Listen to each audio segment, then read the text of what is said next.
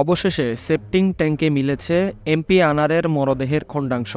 ঝিনাইদহ ৪ আসনের সংসদ সদস্য আনোয়ারুল আনারের সঞ্জীবা গার্ডেনের যে ফ্ল্যাটে হত্যা করা হয় বলে সন্দেহ করা হচ্ছে, সেই ফ্ল্যাটের সেপ্টিং ট্যাঙ্কি থেকে মরদেহের খণ্ডাংশ উদ্ধার করা হয়েছে বলে দাবি করছেন ভারতে বাংলাদেশের গোয়েন্দা দলের প্রতিনিধি উপকমিশনার ডিসি মোহাম্মদ আহমদুল আহাদ। তবে এগুলো আনারের মরদেহের খণ্ডাংশ কিনা সেটা এখনো নিশ্চিত করে জানা যায়নি বলে জানান তিনি। এর আগে মঙ্গলবার বিকেলে কলকাতার পুলিশ ভবনটি সুয়ারেজের লাইনের পাইপ ও সেপ্টিং ট্যাঙ্কের মরদেহ খণ্ডাংশের খোঁজে অভিযান চালায়। এই বিষয়ে ডিসি মোহাম্মদ আহাদ বলেন, আমানুল্লাহ আমান ওরফে শিমুল ভুইয়াকে জিজ্ঞাসাবাদে ওই ফ্ল্যাটের বাথরুমের ফ্লাশের মাধ্যমে আনারের মরদেহের খণ্ডাংশ ফেলানোর তথ্য পাওয়া যায়। এরপর ভারতে এসে তারা ওই ফ্ল্যাটটি পরিদর্শন করেন। তিনি বলেন, ভারতে এসে আমরা ভারতীয় পুলিশকে পরামর্শ দেই বাথরুমের পাইপ ভেঙে ট্যাঙ্কি দেখতে। এরপর তারা জানায় পাইপ থেকে কিছু মরদেহের খণ্ডাংশ পাওয়া গেছে, তবে সেটি এমপি আনারের মরদেহের খণ্ডাংশ কিনা তা নিশ্চিত করেননি তিনি। এই ছিল আমাদের এখনকার খবর। পরবর্তী খবর শুনতে আমাদের চ্যানেলটি এখনই সাবস্ক্রাইব করে রাখুন।